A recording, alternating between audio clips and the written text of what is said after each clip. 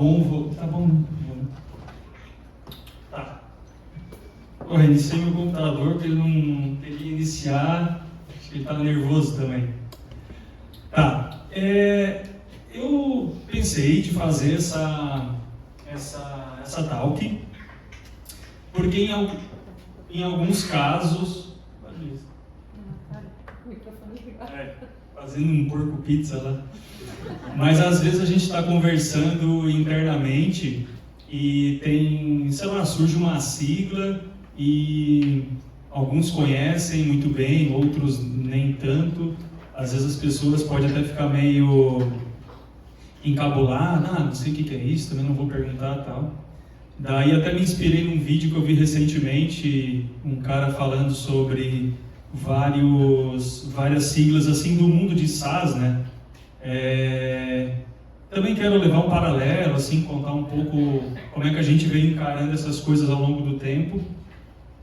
Durante bastante tempo a gente nem dava bola para isso, acabava às vezes usando outras nomenclaturas assim que no final do dia é a mesma coisa, mas no mundo do SaaS é mais bonitinho, né? Falar uns termos em inglês e tal. Mas eu acho que é legal, assim, tem gente que exagera. Até uma vez eu li um livro, aquele de parcerias lá, da mulher do cara lá do RD Station. Daí, cara, às vezes chega a ser demais, assim. Numa frase tem 15 termos ali que tu fica, podia falar alguma coisa em português aqui para eu entender melhor.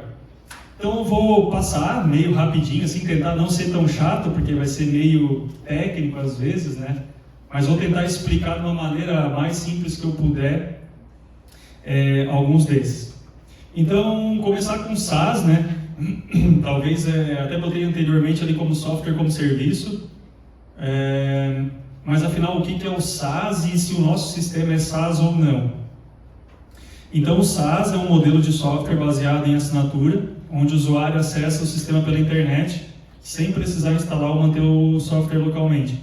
Até em alguns momentos a gente até chega a falar que o nosso sistema é um SaaS, mas eu também já vi essa expressão on-premise, que é mais voltada para o job. Então, por exemplo, hoje se o job ele é instalado na máquina e o banco de dados está na máquina do cliente, ele está no modelo on-premise aqui. E o modelo de SaaS é o Job Web, que nós estamos fazendo. Então, SaaS é quando toda a arquitetura está na nuvem, então seja o banco de dados, seja a aplicação, e a outra situação é quando está na máquina. E eu até estava lendo que no nosso caso, que o banco de dados está online e a aplicação está na máquina, eles chamam de SaaS híbrido, que é um pouco está na nuvem e um pouco está local.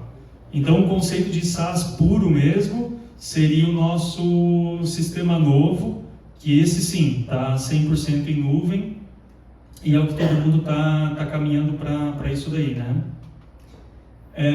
MRR e ARR, então é a recorrência mensal, né? A soma da recorrência mensal. Isso daqui a gente usa bastante no dia a dia, até por muito tempo a gente não olhava para isso, acabava medindo a empresa por quantidade de cliente.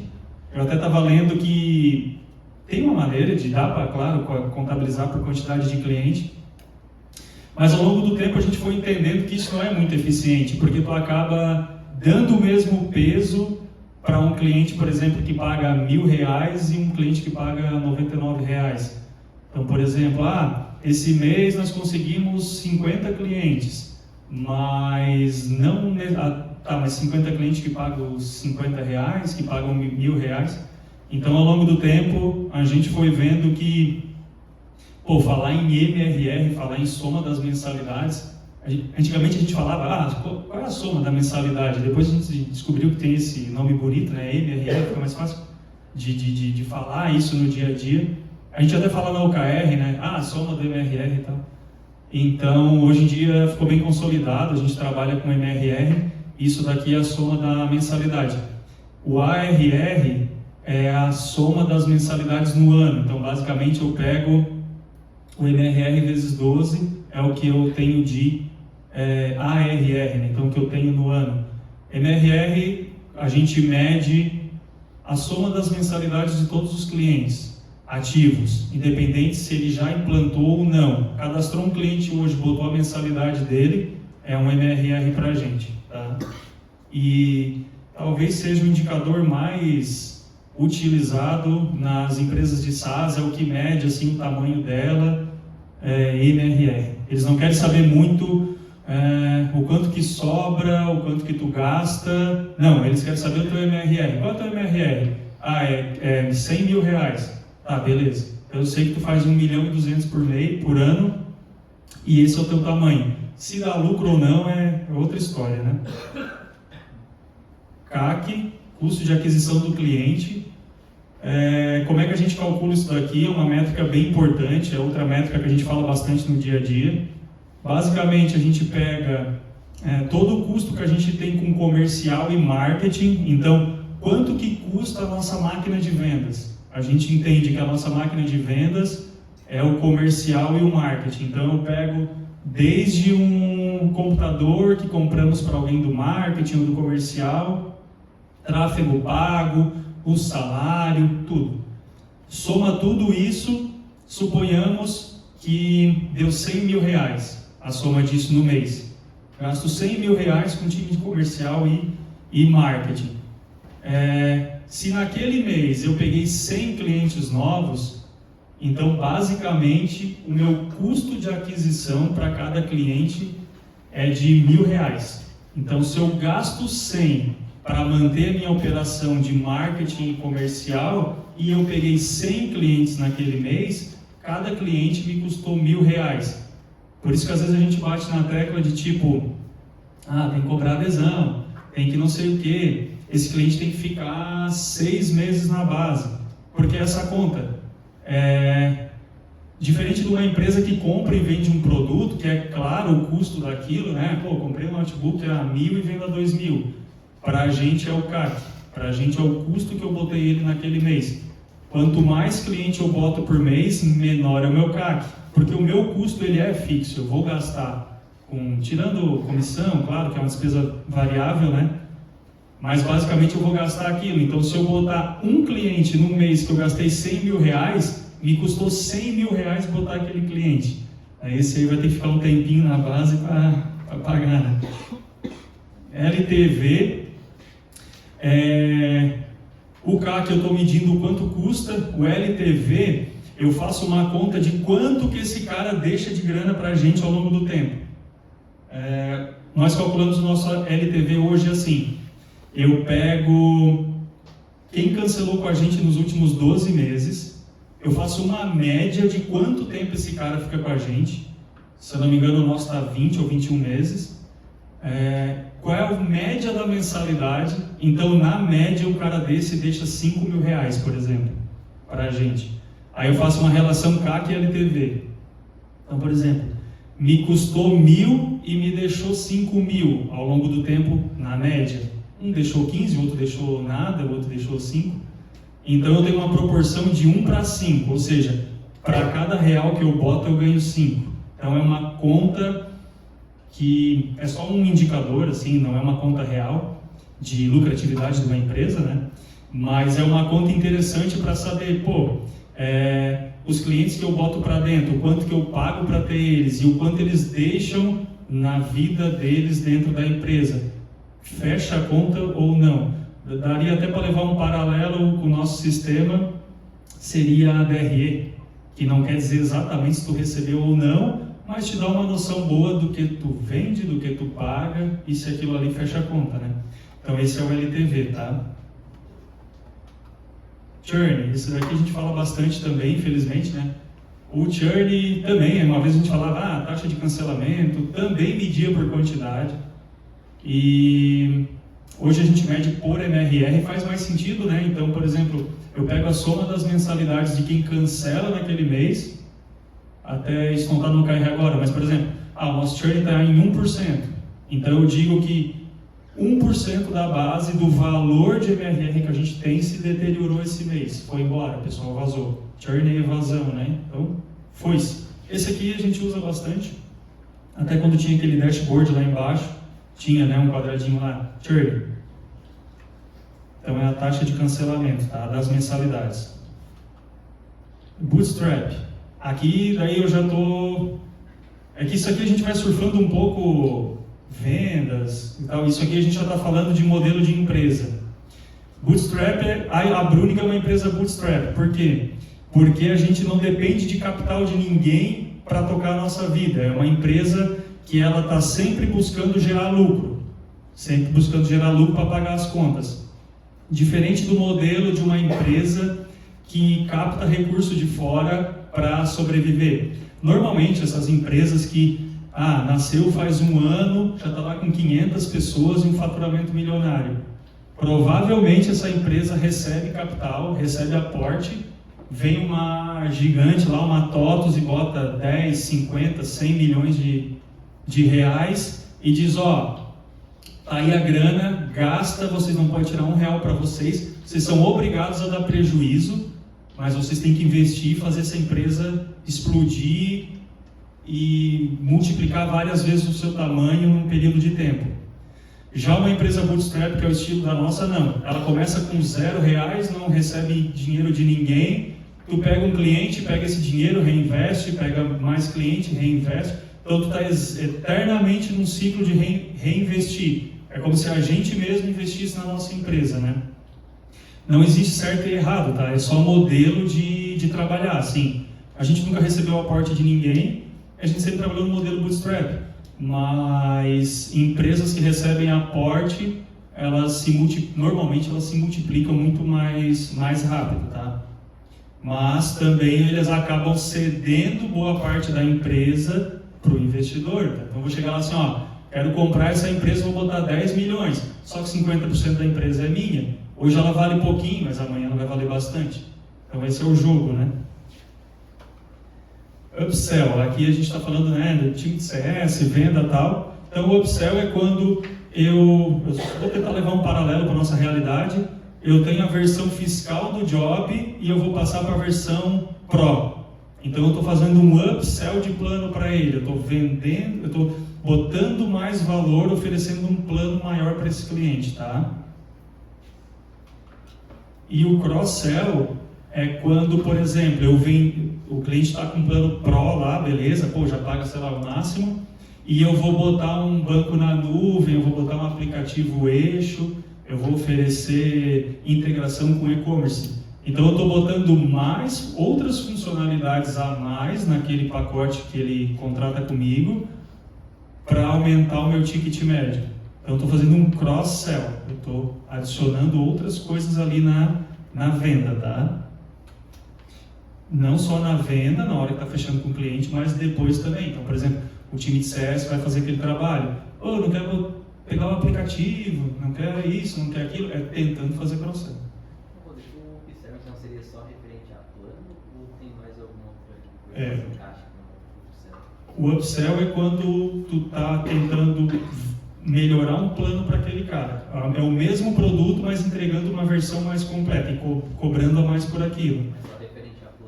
No nosso caso é referente a plano. Aí outros penduricalhos ali que vai botar na venda é um cross-sell. Não é o mesmo produto, não é o job, é um aplicativo, por exemplo. Então eu não estou melhorando o plano do job, eu estou adicionando outras coisas para o cliente para aumentar o ticket, né? E tem o downsell. Então, por exemplo, o cara está com um plano Pro e eventualmente ele não... não uso o sistema inteiro, não está legal, vou cancelar. Então tu pode ir lá e aplicar uma estratégia de downsell. Cara, não quer usar o plano fiscal? De repente é o que tu precisa, tu vai pagar menos, vai ficar mais assertivo aí para a tua realidade. Pode ser, fechou. Então downsell seria baixar o plano também. Tá. Freemium. Aqui a gente já não está mais falando de vendas, tá? Freemium é uma estratégia que tu pode usar. Ela encaixa, por exemplo, para o sistema web, ela vai encaixar muito bem. Que basicamente eu vou oferecer uma funcionalidade do meu sistema ilimitado, grátis, para sempre. Exemplo, eu tenho o job web, sistema novo, mas eu vou disponibilizar uma versão completa, todas as funcionalidades, porém esse cliente só pode fazer 10 notas fiscais por mês. Se ele tentar emitir a 11ª, ele tem que pagar. Então eu estou dando free para ele, cara, é de graça, eu nunca vou te cobrar, desde que tu não extrapole alguns limites de uso, assim. É uma estratégia usada para capturar lead, basicamente. Eu estou disponibilizando algo de graça, até que eu sei que uma hora tu vai precisar um pouquinho a mais, e daí eu vou te cobrar. Aí tu já está me usando, tu já tem lá os teus clientes cadastrados, os teus produtos, tu não vai querer me trocar, provavelmente. Então tu vai contratar a minha versão básica, Pro, lá, e vai começar a me pagar. Então é uma estratégia que eu limito algumas coisas dentro do sistema até ele extrapolar isso. E tem o trial, que é o 30 dias. Então isso daqui eu posso dar livre, pode tirar quantas notas quiser, só que aqui eu estou limitando dias daí. Eu estou dizendo, ó, é 30 dias e deu. Usou, não usou, tirou 10 notas, tirou 1000, é 30 dias, depois tu escolhe se tu quer trabalhar comigo ou não. Então a diferença do trial e do freemium. API. API a gente ouve bastante no dia a dia, né? Então basicamente a API é o que faz comunicar um sistema com o outro. Então exemplo, eu estou dentro do job e eu quero inserir um cliente dentro do Octadesk. Eu sempre vou usar uma API, porque é através da API que eu vou pegar lá as credenciais e tal, na documentação lá do Octadesk, e vou conseguir inserir algo no banco de dados deles, sem ser por dentro do sistema deles, né? Então, basicamente a API é a tradução disso. É comunicar dois produtos, dois sistemas, assim, conseguir ler, não só gravar, né? Posso gravar dado, eu posso ler, eu posso buscar dados, tudo. Antigamente a gente dava a senha, em alguns casos a gente até faz isso ainda, mas dar a senha do banco de dados, ou criava uma view lá no banco de dados. Existiam outras maneiras, né? Hoje por API ficou mais fácil. Tá, daí tem o webhook, que é parecido, mas o webhook é uma sopa de... o pessoal já está se perdendo, né?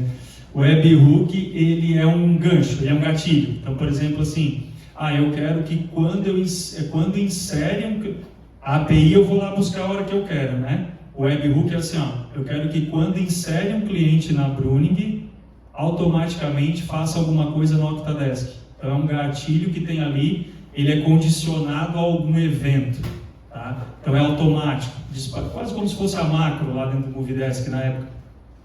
Aconteceu alguma coisa, a gente até usou uma esses dias, que era do aplicativo ali de agendamento do pessoal da implantação, disparar um evento dentro do Discord.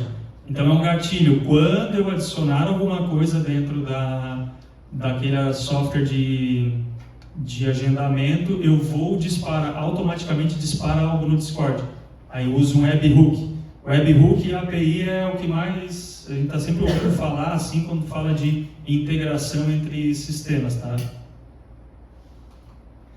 Lead. Lead a gente usa bastante também no dia a dia, né? Então, basicamente, é tudo aquilo, toda pessoa, empresa que demonstrou interesse num produto nosso. Então, um cliente, ele não é mais um lead, ele já formalizou isso, ele já se cadastrou, já pagou lá alguma coisa pra gente, ele já é um cliente.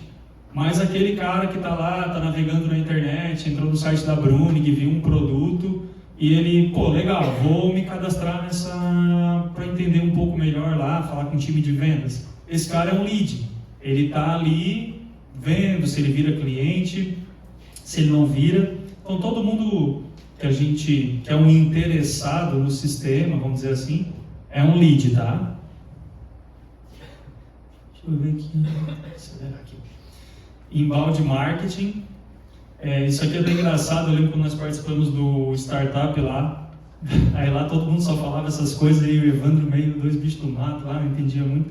Daqui a pouco o cara chegou assim, vocês lá é inbound ou outbound? Eu assim, puta merda, cara, vou ter que falar alguma coisa para não ficar feio, né? O que eu vou dizer? Não, é inbound, lá é inbound, não sei o quê. Mas nem sabia direito o que estava falando, porque na nossa cabeça era, não sei, era prospecção, era fazer tráfego, era fazer publicidade no Instagram. Mas basicamente o inbound, inbound é uma estratégia de marketing que atrai clientes por meio de conteúdo relevante e útil, como blogs, vídeos.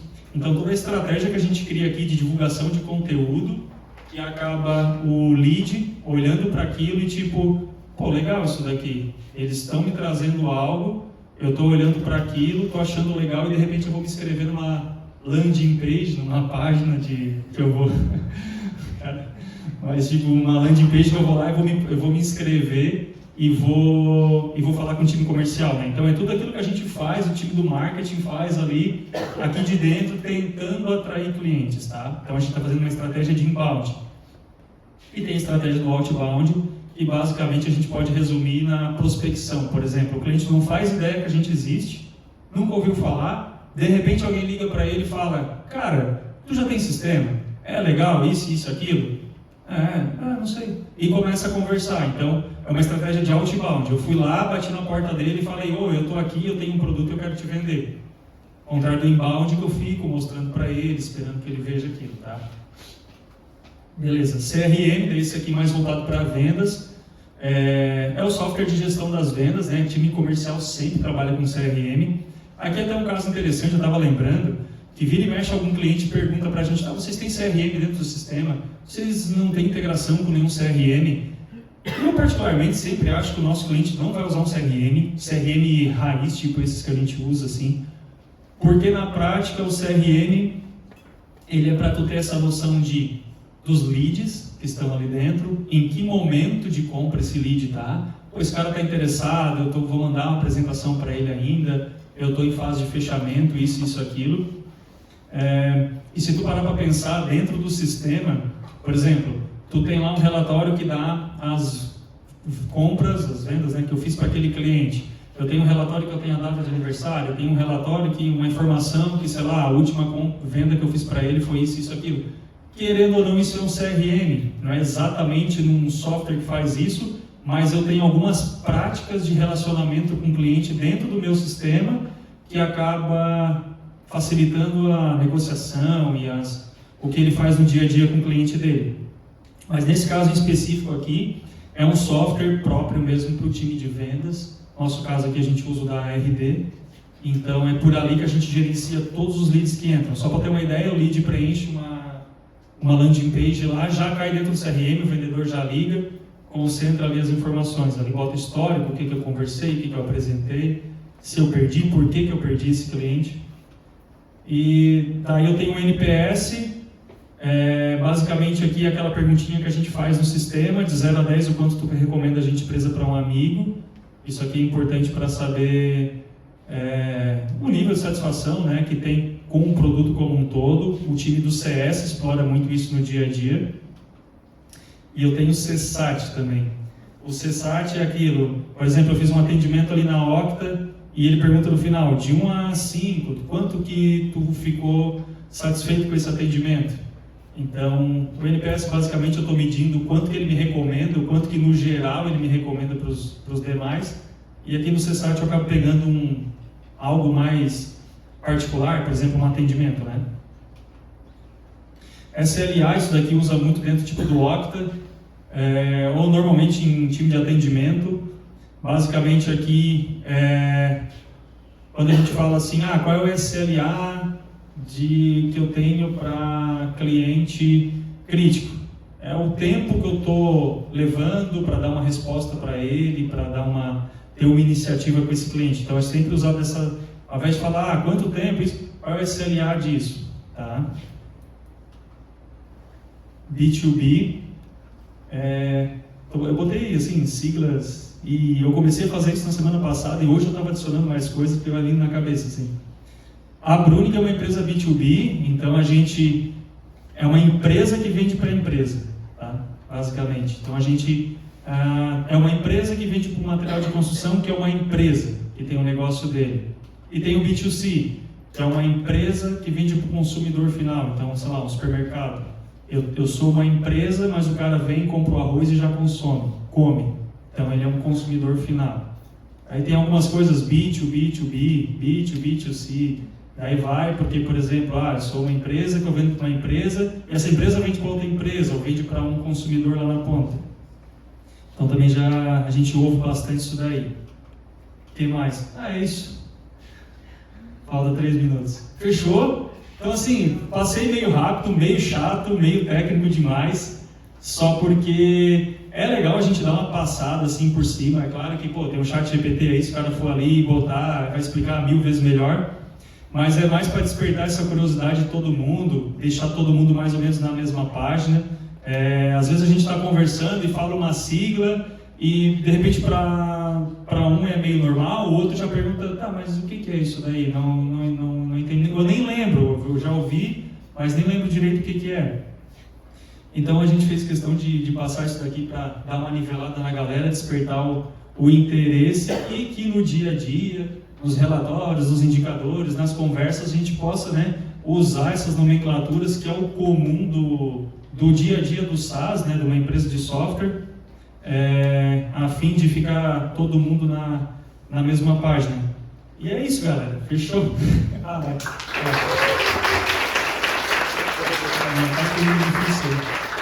que você faltou explicar o ERP também, que querendo ou não o job é um